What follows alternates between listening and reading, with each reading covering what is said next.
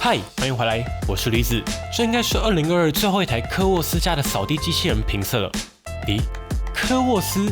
标题上明明写的是这个EDR，他是谁呢？没错，它其实就是科沃斯的子品牌，中文名翻作一点，主打的就是亲民的价格，但是在主要的功能上却又蛮完整的。今天的这期节目，我会带大家来看这一台第一次登场的 ED Flow 3 Station 的表现如何，还有使用技巧，最后也来聊目前科沃斯扫地机器人的新机选购建议。那我们就一起来看看吧。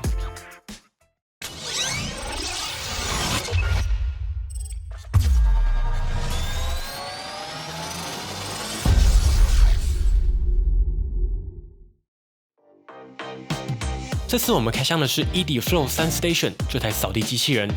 机器人本体拥有吸尘和拖地两个主要功能。拖地模组采用的是科沃斯新世代的下压式旋转擦地模组，并且这台的旋转电机和我们之前测过的 X1 Omni 以及 T10 Turbo 不同，转速达到了每分钟280转。不过实测下来 ，Flow 3 Station 这个更高的转速，大多数时间不会全程高速运转，常态的转速大约就跟 X1 Omni 的表现差不多，甚至 X1 Omni 的预设还快了一点，但其实都是能够把风干的污渍擦干净的水准了。重点是，这个模组保留了下压力道的设计，相较起一般没有下压设计的机种，比较像是挂湿抹布擦过去。但是你可以看到，有旋转加压的机器在拖地的时候，整个模组都是全程紧贴着地面的，力道标的是5N，实测手指缝是插不进去的。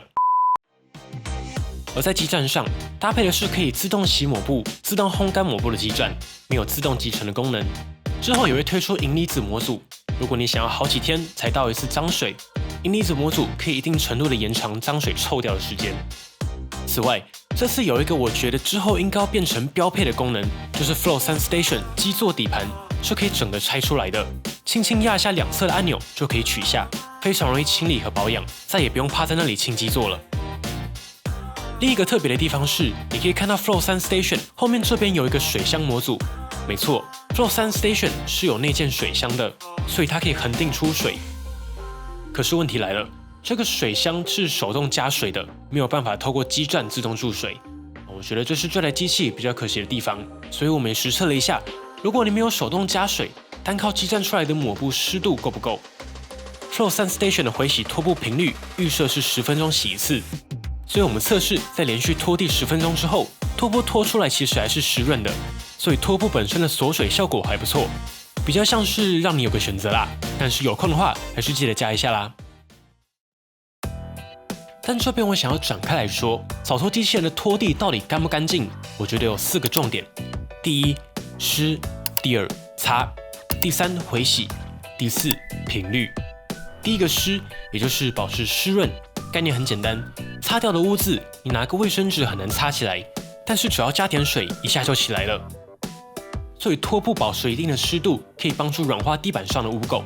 这个就是湿，而 Flow 3 Station 上这个水箱模组就是为了保持湿润而存在的。第二个就更重要了，光是湿还不够啊，你要怎么把它擦起来，把它从地板上蹭掉呢？而擦又有哪些方案？扫拖机器人上主流的大概就3种：第一，单纯挂一个抹布上去，没有其他功能；第二种，前后来回震动拖地模组；第三，就是科沃斯选择的旋转擦地模组。其实除了单纯挂抹布上去，无论是哪种方案，只要加上了下压力道，认真做，震动也好，旋转也好，都能擦干净。不过有了前面2个，只能算是基础建设做好。我觉得在扫拖机器人上，大家最容易忽略的关键是回洗。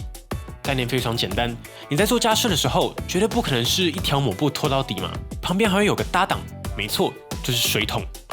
所以看回基站。我觉得所有有洗拖布功能基站最大的价值就是回洗这件事情。拖地重不重要呢？一个简单的小实验，如果你很少拖地，但又觉得你家的地板好像没有这么脏那么你可以拿出一条湿纸巾擦擦看地板，一定会有意想不到的结果哦。最后是频率，延续的就是上一题回洗的频率。如果你家里是木地板、超耐磨这类的材料，那频率这个影响项目其实还好。但如果你家是瓷砖，尤其是这种大面积的全白瓷砖，那内建的水箱也好，旋转擦地也好，影响真的是很有限。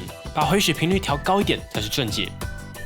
还有一个重点，如果你的环境允许，把打扫次数设为2次，客人比较多则是可以加清洁剂辅助。拖地不像是扫地会有喷飞这种未知的影响项，拖地就是需要时间、次数搭配干净抹布才容易干净的事情。这边分享一个设定上的小技巧，如果你是 X1 Omni T10 Turbo 的使用者，我的建议是把打扫次数设定为2次，或是科沃斯有一个好用的功能，在这里叫做自定。点进去之后，把比较脏的空间，像是客厅、厨房，设定为打扫2次，房间1次就够了。ED 这边也一样，在 App 里面把客厅调整为打扫2次，如果客人多，水量可以调整为高，吸力调高一点，其他区域就保持打扫1次就好，这样就不会干净的地方扫2次，浪费水，或是你人在家，机器人吵太久。再一个小技巧，如果你是 T10 Turbo 的用户，我强烈建议把拖地模式调整为精细，可以看到它的路径会变得非常密集。拖布湿度调整为湿润，回洗间隔这边，如果你的空间比较小，选6分钟；空间大就选10分钟，不建议到15分钟。因为 T10 Turbo 没有内建水箱，所以需要更高的回洗频率保持湿润。但一直回去洗也绝对没有不好哦，虽然说需要更多的时间跟水，但前面提到了，拖布还是要回去洗才会干净。X1 Omni 的话，瓷砖地板要干净，可以比照 T10 Turbo 的设定。而在 ED 这边，稍微可惜的是 ，ED 的 App 目前还没有办法设定精细和自定回洗频率。不过回洗频率本身预设就是我比较推荐的10分钟，加上有内建水箱，所以也没有太大的问题。而在外观设计上，我觉得是 ED 和科沃斯差异最大的地方。X1 Omni 非常沉稳精致。T10 Turbo 则是白的蛮有气质的，两台都是更多线条的利落风格，而 ED Flow 3 Station 就是比较居家感一点，采用的是全白的亮面抛光设计，周边上则是有圆润的设计，搭配上玫瑰金偏古铜的配色，整个设计是简约的。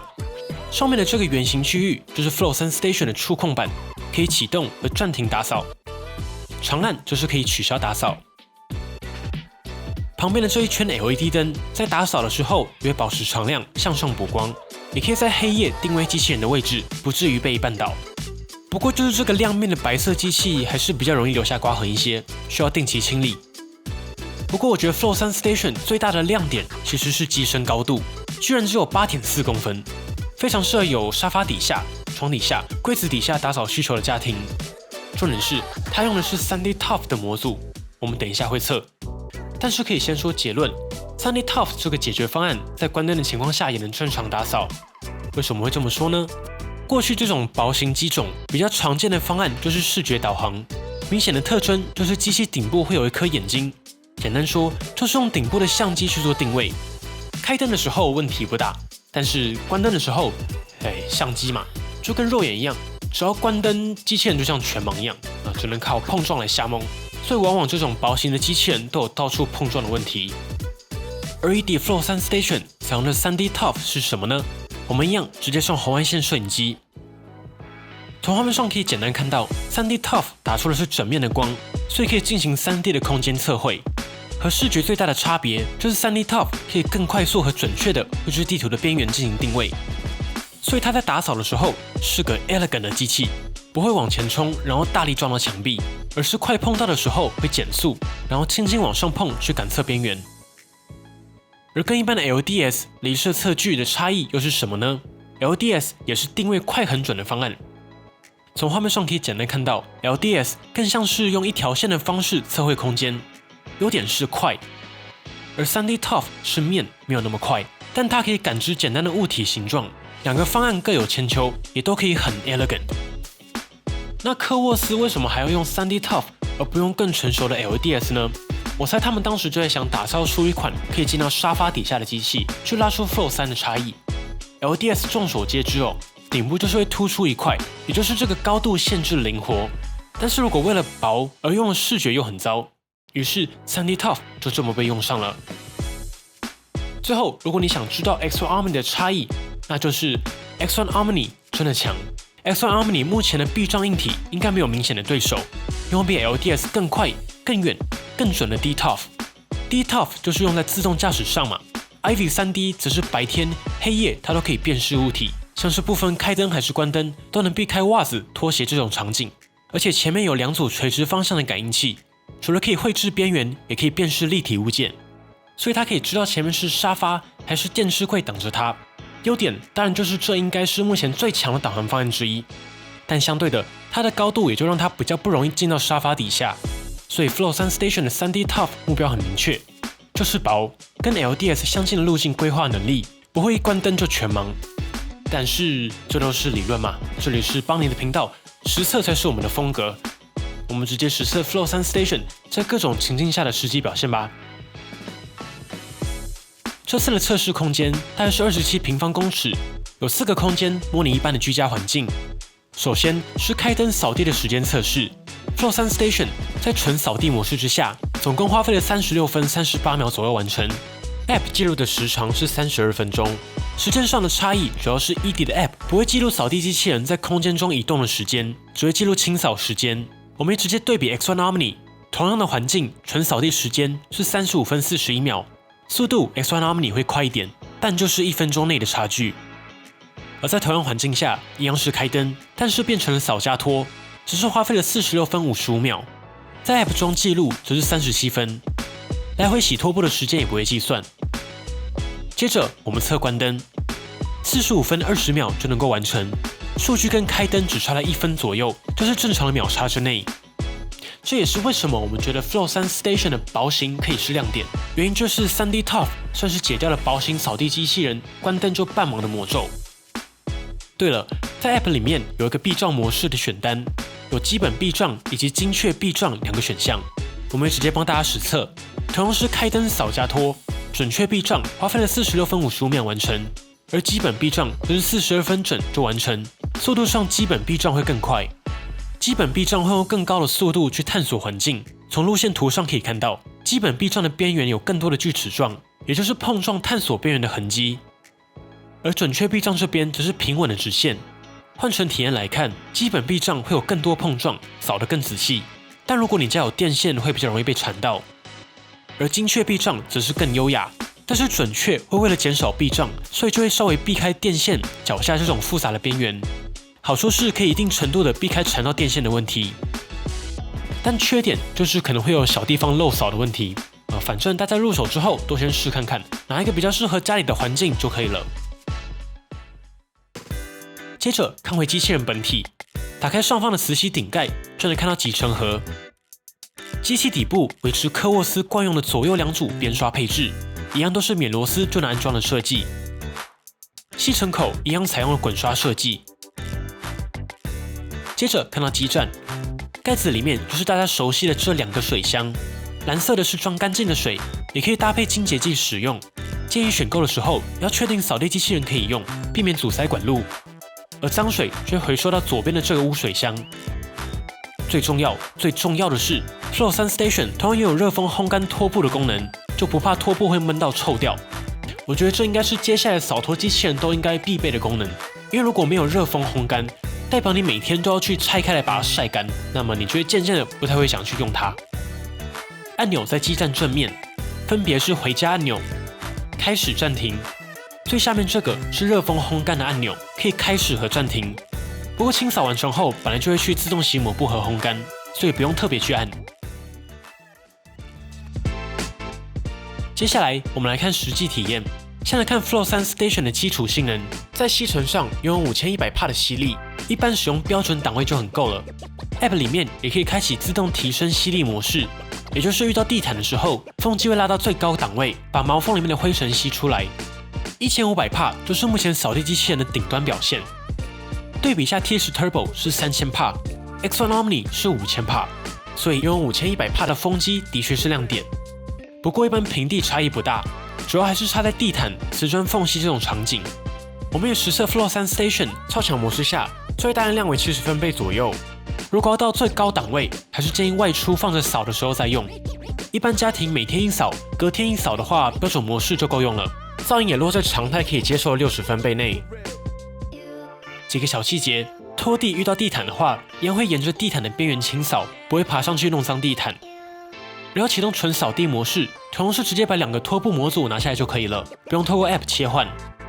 乐章部分官方没有特别标，但我们实测地毯、地垫都没有太大问题。最后的时间，我们也来看一下 App 的细节。Flow 3 Station 采用的是 ED 独立的 App， 不要下载错喽。但界面大同小异，在第一次清扫完成时就会同步建立地图。完成后，你就可以在地图上加上虚拟边界，以及调整空间设计。主画面右侧这个基站的按钮可以控制清洗拖布、烘干以及自动烘干的时长。下面的这个选单则是可以调整打扫的次数、吸力和水量。更多清洁偏好这边则是可以改变清洁的顺序，开启断点续扫、提升吸力，以及修改避障模式。我觉得ED后续应该还要再加上回去洗拖布的间隔，以及更细的打扫模式这2个选项，会比较完整实用。目前的功能是该有的都有，但弹性比较少。对了，在第一次建立地图的时候，记得把家里的门都打开，地板整理干净，线都收好。那这样建立的地图就也是之后扫的区域了。接着我们看到续航 ，Flow 3 Station 采用是5200毫安时的电池，在100%到15%的电力测试中，可以完成3.5次27平方公尺的扫加拖，以及1次的纯扫地，续航力还是很够的。最低的电量就是到15%会需要回家充电。我们也实测15%到100%的充电测试，大约5小时55分充满。当然也有断点续扫的功能，不过就需要等到机器人充满电之后才会开始扫。我自己会希望科沃斯之后可以在 App 里面加上充了几就继续扫的选项不然等到充满真的是会等蛮久的。好啦，以上就是这一次 ED Flow 3 Station 的所有实测内容。最后还是聊一下我们测过的3台扫地机器人的选购建议。首先是这次 ED Flow 3 Station 的价格是15990元左右，亮点很明确，就是很多人在问有没有关灯也可以扫的铂星扫地机器人。8.4公分的高度，可以更容易的在家具底下穿梭，吸力够，拖地的表现也不错。唯一可以再增强的就是 App 的功能，后续可以再更新的更完整。接下来就到了18000到2万的价位带。如果你没有扫家具底下的需求，主攻扫地，那就选 T10 Plus， 它有自动集成的基座，主要是拖地，那就是 T10 Turbo， 基座有自动回洗的功能。那要记得照我们先前的设定建议，才能扫得比较干净哦。最后，只要你的预算充足，或是家里坪数比较大，我还是一律推荐直上 X1 Omni， 尤其搭配年底各种活动，价格已经到了3万内了，有预算就一定上。好啦，本期节目就先到这里。如果还有任何的问题，或是我没有测到的地方，欢迎底下留言，我们测完会再回复给大家。如果喜欢本期的节目，不要忘记订阅邦尼，并且打开小铃铛，及时的收到最新的评测通知。当然，你也可以在 Facebook、Instagram 以及 Line@ 找到我们。如果还有其他问题，别忘了底下留言。那我们就下期影片再见喽。